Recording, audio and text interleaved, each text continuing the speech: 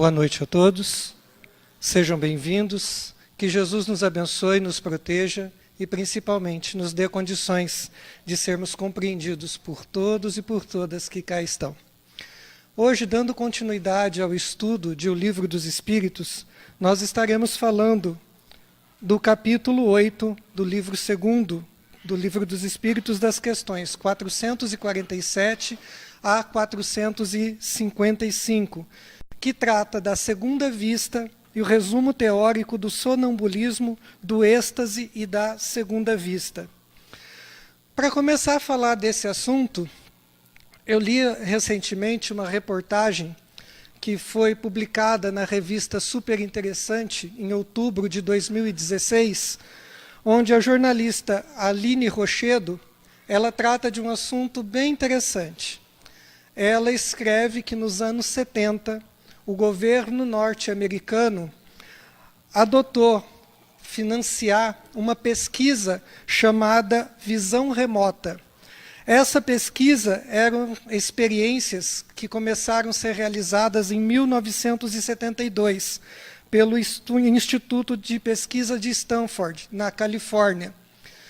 Essa pesquisa ela foi baseada num pedido do Sr. Ingo Swann. Esse homem ele entrou em contato com um dos seus cientistas e disse que ele tinha uma faculdade bastante interessante. Ele conseguia enxergar coisas e objetos à distância. Então, ele pediu que se fizesse um estudo parapsicológico disso.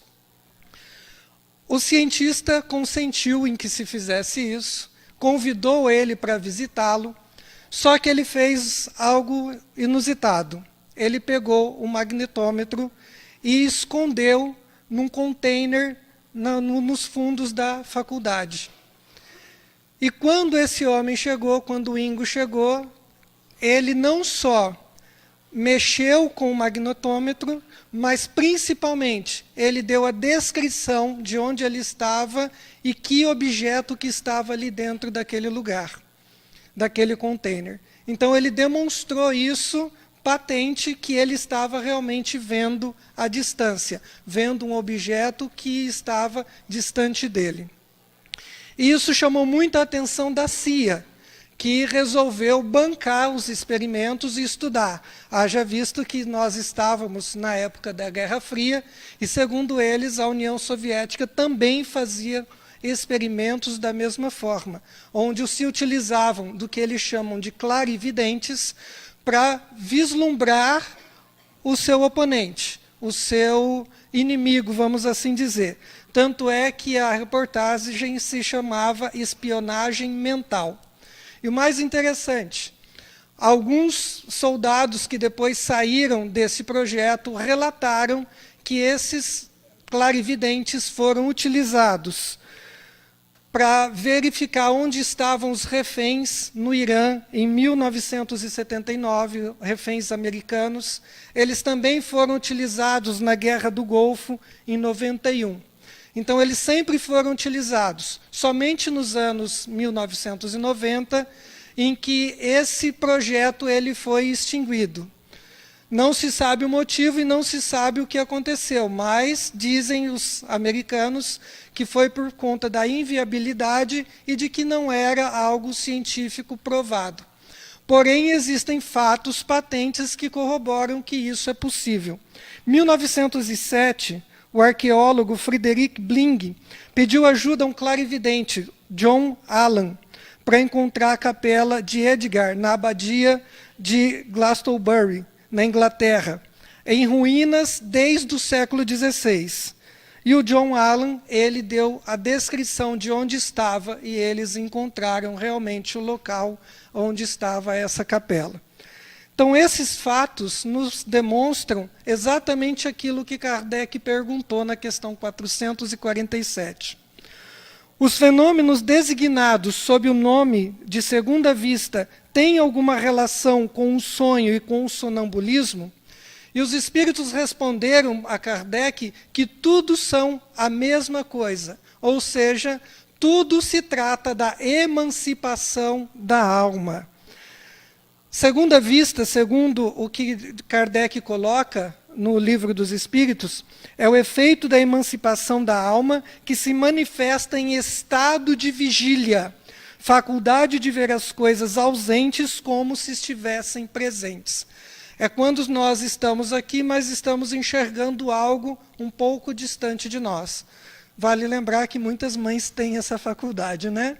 A gente percebe que as mães sabem o que está se passando muitas vezes com seus filhos. Nada mais é do que realmente um efeito dessa segunda vista. Mas para a gente entender exatamente o que seja isso, precisamos recorrer ao que seja a doutrina espírita.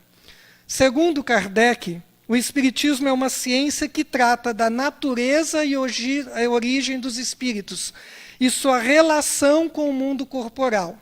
Então fala da existência dos espíritos e a sua relação conosco, seres encarnados que estamos aqui. Porém, nós vamos entender que Kardec está falando que existem espíritos. Sem entender que nós somos espíritos, não temos como compreender a segunda vista. Por quê? Porque na qualidade de espíritos encarnados, nós somos três em um. Nós temos o corpo físico, esse corpo grosseiro, que nos restringe principalmente as nossas percepções, que nos restringe o nosso modo de atuação, que nos colocam numa posição fixa aqui na Terra para que a gente possa vivenciar as nossas experiências. Nós temos o perispírito, que é o corpo espiritual, que é muito trabalhado em vários segmentos religiosos, de várias denominações. O corpo espiritual ou perispírito é o que faz a ligação entre o corpo físico, muito grosseiro, e o espírito, que dá vida a este corpo. Então, o perispírito, ele é o intermediário entre as nossas relações do mundo físico e o mundo espiritual. Na qualidade de espíritos encarnados, por termos um perispírito, nós entramos em relação com os demais aonde nós estamos vivendo. Então, nós vamos ver que o perispírito, ele é o corpo sensitivo do espírito. Se o corpo físico, ele só tem os sentidos físicos limitados, tato, olfato, audição, paladar e a visão, os sentidos espirituais, esses não, eles são generalizados. Então, quando nós enxergamos com o espírito, nós enxergamos com o corpo todo. Como que funciona isso? É como se nós estivéssemos num ambiente e esse ambiente nós irradiássemos uma energia, o perispírito irradia essa energia, e tudo aquilo que se aproxima de qualquer direção, nós sentiríamos isso. Então, nós veríamos com essa irradiação, nós sentiríamos no perispírito. E isso é tão patente, essa visão espiritual, que ela é muito falada na vida de Chico Xavier. Existem dois casos bastante, inclusive, engraçados, onde o Chico ele é o centro da atenção, mas é bem interessante. Em certa ocasião, um amigo do Chico estava no trabalho com ele, no centro espírita, e ele psicografando. E esse amigo estava com muita fome. E ele estava pensando no cachorro-quente que vendia na praça, logo ali próximo ao centro espírita. E nisso, pensando nessa fome, nesse cachorro-quente, uma mulher que recebeu uma mensagem espiritual que o Chico psicografou, chorando, muito agradecida, foi ao encontro desse rapaz e deu um abraço bem carinhoso, bem gostoso nesse rapaz. O Chico olhou para ele e disse-lhe o seguinte: eu acho que isso é muito melhor do que um cachorro-quente, não é? E ele só estava pensando. Então o Chico percebeu, o Chico viu o pensamento dele exterior, né, na forma desse cachorro-quente. E um outro fato bem interessante, o Chico recebia muita gente que fazia aquelas filas enormes, gigantescas. E tinha um rapaz que estava na fila aguardando, meio aborrecido diante daquele tanto de gente que beijava, queria abraçar, queria estar ali perto do Chico. E ele olhou o Chico sentado e pensou: nossa, olha o Chico ali, parece um sapo gordo. E nisso a fila foi andando, ele se aproximou do Chico para dar um abraço. E ele perguntou: e aí, Chico, como você está? Ah, estou bem, estou aqui parecendo um sapo gordo, mas vou indo bem. Então o Chico tinha essa percepção. Quando você entrava no seu raio de ação, do seu perispírito, ele tinha essa visão, ele tinha essa percepção. Então a dupla vista, ela nos serve principalmente para a gente perceber ou sentir o passado. Isso se chama retrocognição. Também para sentir ou perceber o futuro, que é a pré-cognição. Porque quando nós estamos fora do corpo, nós estamos submetidos às leis temporais diferentes. O estado da matéria é diferente. Então nós sabemos, inclusive pela física, que os estados de matéria, eles têm o tempo e espaço de forma diferente. Então, quando nós estamos fora do corpo, quando nós estamos enxergando fora do corpo, nós estamos vivendo num mundo atemporal. E, principalmente, mais interessante, a visão, a dupla vista, ela serve, inclusive, para pessoas poderem enxergar até dentro de livros fechados e ler aquilo que está escrito em obras fechadas. Tudo isso foi muito bem documentado em várias obras. Mas uma história que nos chama a atenção é do Apolônio de Tiana, que ele viveu na época do Cristo, e o interessante dele, um filósofo que estava ensinando certa feita em praça pública, ele parou e começou a olhar adiante. Ele olhava para o nada. E, de repente, ele para, respira novamente e diz que Domiciano, o imperador romano, acabara de ter sido esfaqueado e morto por 2 libertos. Então ele viu isso acontecendo no mesmo instante. Diferente das nossas câmeras, que hoje flagram tudo, nós vemos que é possível ter essa percepção. E o mais interessante, isso não é algo que vem com a doutrina espírita, é algo que existe há muito e muito tempo. Jesus tinha essa perfeita, clara percepção do mundo que estava à sua volta. E isso é muito bem relatado em Mateus capítulo 21, quando ele estava no Monte das Oliveiras e ele pede para que 2 discípulos vão até uma aldeia próxima, onde eles vão encontrar uma jumenta amarrada junto ao seu jumentinho. E ele pede: tragam esses 2 para mim, para que eu possa adentrar a cidade. Então ele já sabia onde estava, pediu para ir lá e eles foram e realmente buscaram aqueles animais. Outra passagem também, que está em Lucas capítulo 5, trata da pesca. Quando Jesus pede para os seus discípulos, até então não eram discípulos dele, ele estava fazendo o convite, para que eles pudessem lançar as redes. E eles dizem: mas nós pescamos a noite toda e não conseguimos nada. Mas Jesus fala: lance as suas redes ali. Jesus estava vendo onde estavam os peixes.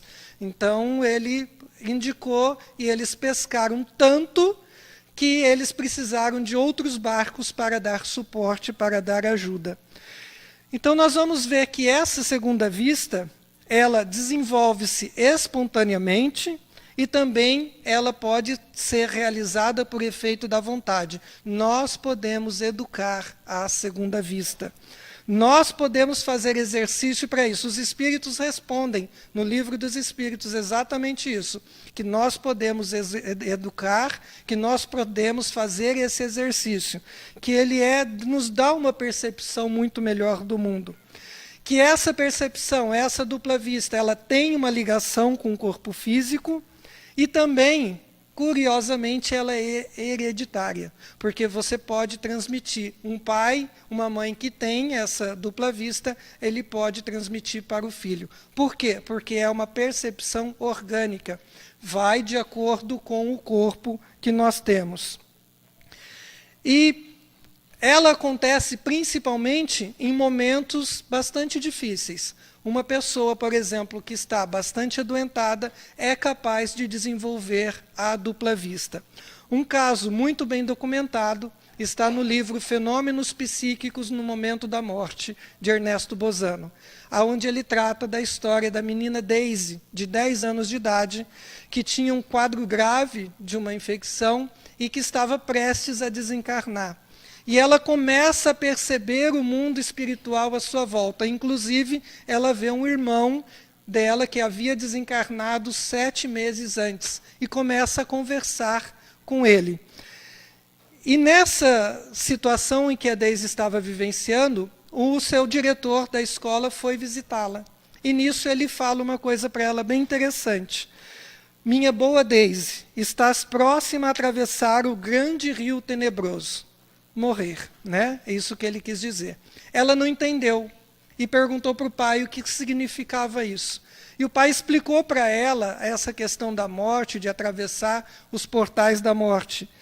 E ela disse o seguinte: que erro! Não há rio a passar a val, nada de cortinas de separação, não há mesmo linha de distinção entre a vida e a outra.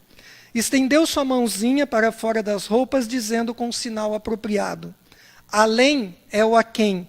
Eu sei bem que é assim, porque eu vejo a vocês do mesmo no tempo que vejo os espíritos. Então, essa explicação ela é muito importante para nós, para entendermos que não somos este corpo. Somos espíritos que estamos passando por um momento de aprendizagem enquanto estamos encarnados. Que façamos bom proveito dessa oportunidade.